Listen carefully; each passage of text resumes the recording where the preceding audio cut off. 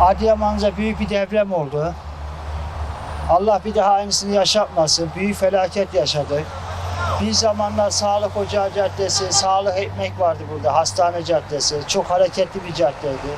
Şu anda göründüğü üzere yıkılıyor, kalan enkazlar.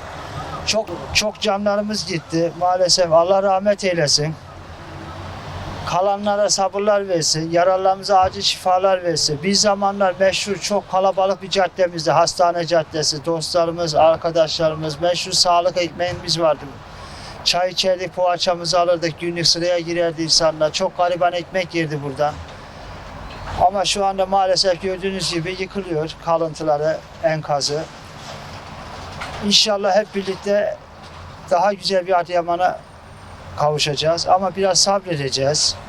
خدا سر که گیاه خدا الله رحمت بده. خدا جو خوش بده. ایشالا ودی میره بره به ایشالا. خدا سر که گیاه الله رحمت بده. خدا سر که خودی و پایین بخوره میگیاه ده. پرک برن. خدا سر که بده الله رحمت بده. برای ما چای پر واخر. اب قاری با اشتباه بلده تمزیه شون اشتباه سن اون کرده خو. اب خود کافر خدا سر که گیاه ده.